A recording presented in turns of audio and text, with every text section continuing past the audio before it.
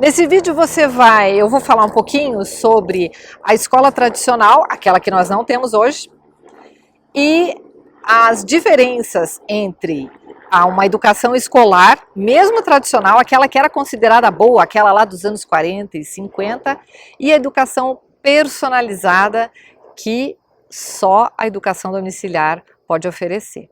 Então esse vídeo é sobre isso, fica aqui comigo.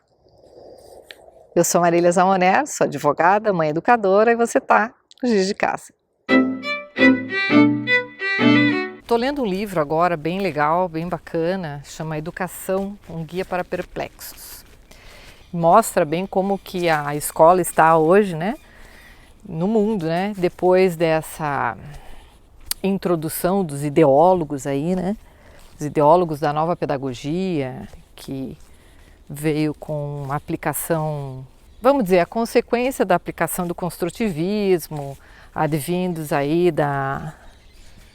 dessa corrente filosófica do pós-estruturalismo, Foucault, etc. Né?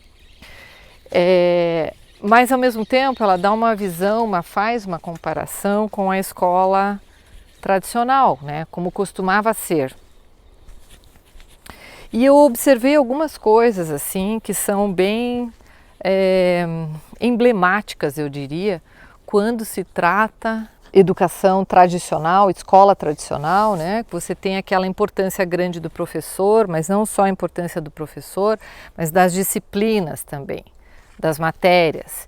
E aí você tem que necessariamente ter uma concepção bem escolarizada mesmo, né?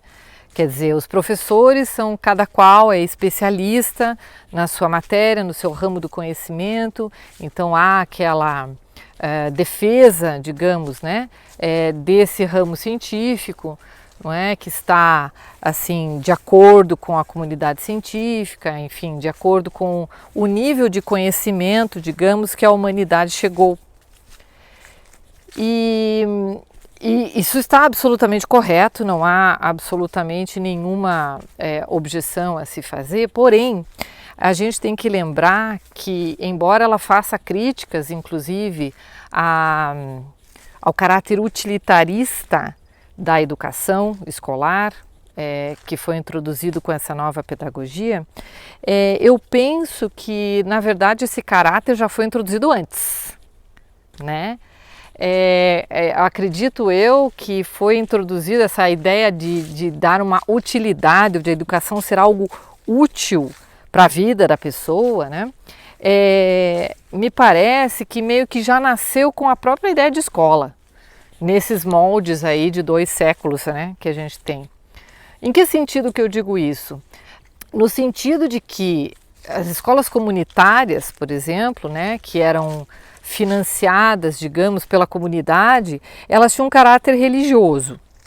Então, o objetivo principal da educação escolar dessa escola era justamente permitir ou fazer com que as pessoas, né, as crianças, em primeiro momento, lógico, né, depois virariam adultos, pudessem ler e escrever a fim de compreender melhor as escrituras, né, compreender melhor a Bíblia.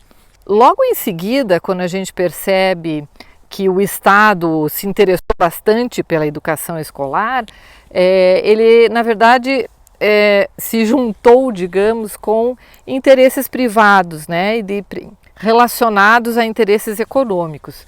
Então a escola passou a ter outra utilidade, passou a ter a utilidade de criar mão de obra, né, mão de obra. Só um pequeno contexto, com a Revolução Industrial, as fábricas começaram a precisar de mão de obra para dar conta da produção industrial, né? Quer dizer, aumentou o nível de produção, ele deixou de ser artesanal para ser industrial. E isso necessitou de uma grande mão de obra, né? Lá ali pelo começo e finais, vamos dizer assim, do século XIX. O que aconteceu nessa época, né? As empresas que faziam esse treinamento, que preparavam, né, as pessoas para o trabalho. E logicamente que isso custava caro, né? Até que um cidadão muito conhecido, né, lá os Ford, né, o Henry Ford, ele teve a feliz ideia de, utilizando-se de suas conexões políticas, não é, e de suas grandes habilidades, ele deu uma ideia maravilhosa, que foi o quê? Ao invés deles, empresários, arcarem com os custos da educação que formaria então os trabalhadores para essas indústrias, ele deu a ideia de que o Estado assim o fizesse. E surgiu então a escola estatal, né? E a partir daí, o que a gente tem? A gente percebe-se então, que esse caráter utilitarista da escola, ele já vem de muito tempo, não é de uma nova pedagogia. Não é de uma nova pedagogia. Ele foi acirrado, talvez, né? Assim, foi crescendo, né? Esse caráter utilitarista, ele foi crescendo e hoje realmente você não aprende na escola não se interessa por nenhum tipo de aprendizado que não seja útil. E útil ao quê? Essa que é a grande questão, né? Então, aqueles conhecimentos inúteis, né? Por exemplo, qual é o formato, quais são os tipos de nuvens, né? Que a gente vê aqui. Quais são os tipos de nuvens? Nós vemos cúmulos, nós vemos cirros hoje aqui, não é? Mas para que serve saber que existem determinados tipos de nuvens que chamam-se cúmulos, nimbos, cirros, estratos e por aí vai? Que não tem utilidade, de modo que se não tem utilidade, então não se ensina. E aí a escola se tornou, né, essa instituição que transforma a educação em algo útil. E a grande questão que a gente faz é útil para quem? Para quem? Então, assim, ponto bastante significativo, simbólico dessa perspectiva dessa autora, que vê, não é, a importância das matérias, das disciplinas, do conhecimento, considerando a especialidade de cada profissional, porque o professor é um profissional, implica necessariamente em entender o conhecimento humano como um conhecimento compartimentalizado, que é a visão tradicional da escola. E que é, na verdade, o oposto, por exemplo, de uma educação clássica, né? Então, daquilo que eu conheço de educação clássica, você parte da literatura, da poesia, para, a partir dali, apresentar ao aluno toda a gama de conhecimentos que a nossa cultura, que a nossa civilização tem a partir daquele tema. Então, é um exemplo. Por exemplo, você vai lidar ali com o clássico, né? A cigarra e a formiga, de La Fontaine. Então, você tem ali a cigarra e a formiga. A partir do poema, então, você pode inferir ou pode fazer diversos temas, né? Você pode introduzir o teu aluno em diversos níveis de conhecimento. Você pode falar sobre formiga, você pode falar sobre vegetação, sobre geografia, sobre inclusive história, né? É a partir daquele poema, daquele texto literário. Então o conhecimento acaba ficando meio concatenado, o aluno percebe uma certa fluidez, ele percebe as ligações, as conexões entre um conhecimento e outro. Ao passo que quando se trata de um sistema tradicional, escolar, o conhecimento é compartimentalizado e mais, né? Quando você tem aquele tempo específico, são 45, 50 minutos para cada aula, o que ocorre é que você tem o despertar, eventualmente, da curiosidade do aluno sobre aquele conhecimento, aquela área do conhecimento, mas ele tem um tempo, né? Você não pode ficar curioso mais do que 45 ou 50 minutos, porque a aula tem que acabar e daí já começa outra, sai de história, vai para matemática, né? E com a especialização dos professores, os próprios professores não conversam entre uma coisa e outra. Um exemplo disso, né? Hoje, por exemplo, eu estava estudando com a minha filha sobre corpo humano e estávamos falando da parte do sistema muscular do corpo humano. E aí veio uma informação interessante que dizia o seguinte, que os músculos representam 40% do nosso peso. O que é 40%, minha filha? Então vamos lá, nós já entendemos, você já aprendeu alguma coisa sobre frações, então eu vou aqui no quadro, fazer aqui uma representação gráfica do que seria isso.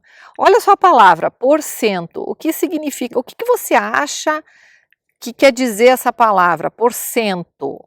Porcento. Ah, de 100, mamãe. Muito bem, de 100. Então, porcento quer dizer que pegaram um todo, não é? E foi dividido em 100 partes. 100 partes, 100 partes. Vamos fazer de conta aqui que essa divisão que a mamãe fez aqui no quadro tem 100 divisões, 100 partes desse todo. E agora vamos lá, diz que é 40%. O que seria 40% então? 40 partes de 100. Imediatamente eu parei a aula de ciências para falarmos sobre matemática, correlacionando a conhecimentos que ela estava tendo já em matemática, que é a questão das frações. Isso você não tem numa aula de um especialista em biologia. O professor que é especialista em biologia, que está dando aula de biologia, ele não para falar isso. E se a criança que está ali, uma entre 30, está ali divagando e pensando, puxa, mas o que é 40%? Não tem a menor ideia do que é 40%. Duas coisas, né? Ela pode ficar pensando no que seria 40%, 40%, etc., e não prestar mais atenção no restante da aula, não é? Ou ela simplesmente se acostuma a cortar essa curiosidade de saber o que é, o que significa outra coisa. Ela corta a curiosidade. Então, esse livro também mostra, né, que os ideólogos da pedagogia e que acabam definindo o sistema escolar, eles se deparam de tempos em tempos, de década em década, com uma encruzilhada. O que é melhor?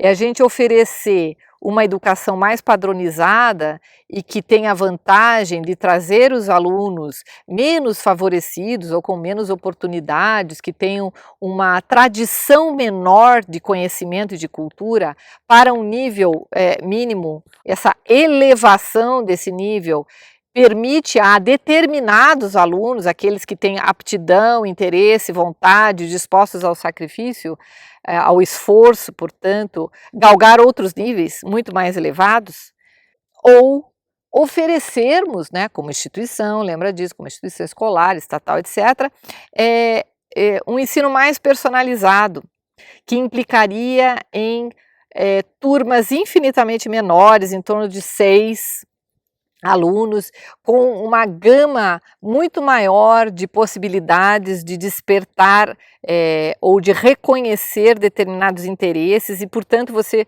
promover um ensino mais personalizado. Não é difícil perceber que o ensino personalizado, em termos de políticas públicas, é um ensino que demanda muitos recursos.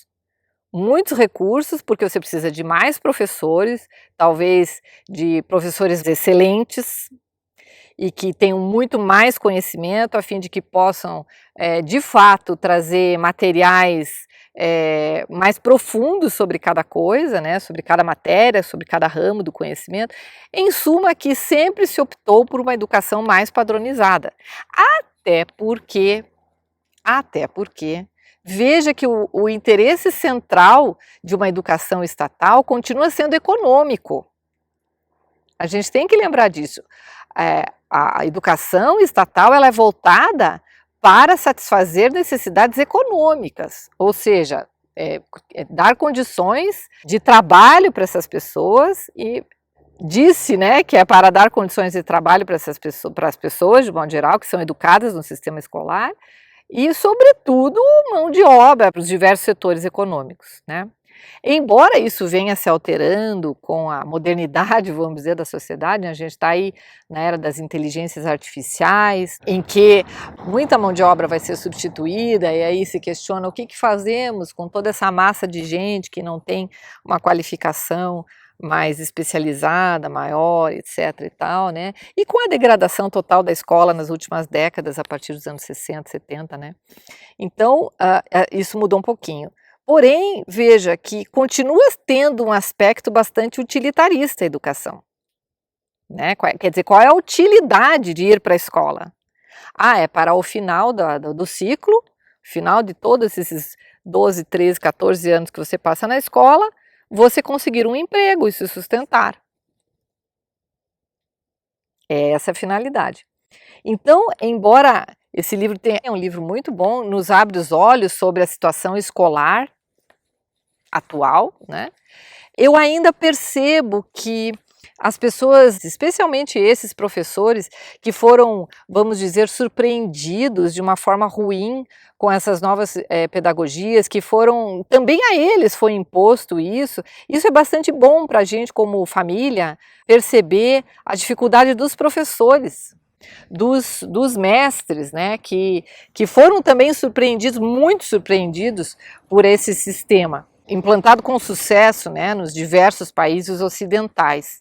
Embora a gente perceba isso, essa perplexidade, né, como diz o próprio livro, né, tanto das famílias como dos professores mais antigos, mais tradicionais, aqueles que realmente detinham um conhecimento mais especializado, de fato, eram bons, né, e foram surpreendidos por coisas como vamos equiparar os resultados. Eu vou dar mais atenção àquele aluno que não tem interesse, que não tem talento, que não tem aptidão, que não tem vontade e que não quer se esforçar para aprender, do que para aqueles que querem isso tudo. Então a gente acaba perdendo os bons alunos que se desmotivam, que vão procurar outras coisas, né, e tudo mais, na tentativa de salvar alunos ruins, vamos dizer, né, que eram classificados antigamente como ruins. Então você tem coisas como não pode reprovar, todos são bons em alguma coisa, então você aprende sozinho ou aprende com o grupo, que é pior, né? A gente percebe que os professores também foram surpreendidos com essa visão da coisa, né? Esse estado de coisas que se instalou de fato no sistema escolar público, né? E quando eu falo público, sempre lembrando, vale também para escolas particulares, porque as diretrizes estatais, tanto para a escola pública quanto para a escola particular, são as mesmas. É muito importante, né, a gente ter essa visão do lado dos professores e mais aprofundado como que funciona a escola de um modo geral e no que ela se transformou. No entanto, eu ainda percebo que uma excelência educacional, nem com a escola tradicional de antigamente você conseguiria superar as inúmeras vantagens de uma educação domiciliar. E educação domiciliar, eu sempre repito aqui, né, tanto after schooling quanto homeschooling. Então, os momentos em que você complementa, em que você ajusta e complementa a educação dos seus filhos em casa, os seus filhos escolarizados, né, que vão para a escola, eles são cruciais, eles são definitivos, eles são imprescindíveis. Tanto para você fazer os ajustes, né, como a gente já defendeu aqui, quanto para você complementar aquilo que a escola simplesmente não dá e não vai dar, né.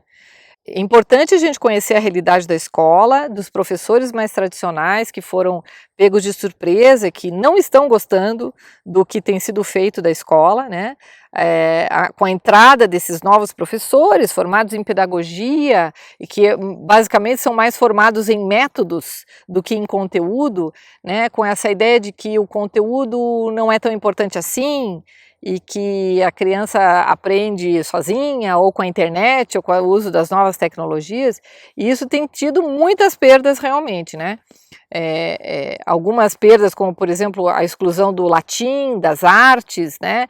Quer dizer, deixou-se de ter aquela conversa intergeracional, em que a geração atual, né, apresenta às crianças e aos jovens o conhecimento acumulado das gerações anteriores. Então a escola já não faz mais isso. Então nós, família, temos que fazer, né? Hoje, inclusive essa autora mesmo diz num trecho do livro, bem rapidinho, ela fala que se a família quiser excelência, vai ter que tomar conta da educação dos filhos, porque a escola não faz mais, né? E o que me surpreendeu foi isso, né? Mesmo a escola tradicional, mesmo se voltássemos décadas atrás, anos 40, anos 50, nós não teríamos um ensino personalizado, nós temos que voltar mais para trás ainda, nós temos que voltar lá para os gregos. E aí sim a gente tem condição de, a partir daquela experiência deles, daquele conhecimento deles a respeito de educação, a gente construir esse diálogo intergeracional entre a geração atual e todos esses milênios de conhecimento da civilização ocidental.